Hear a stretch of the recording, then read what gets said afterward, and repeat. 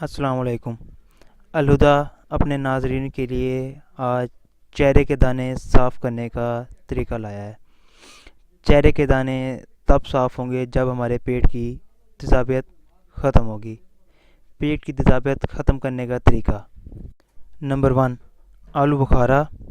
Number 2, उनाब। और दोनों को रात में पानी में डुबो कर रख दें और सुबह सवेरे मुँह नियार उठकर पिएं।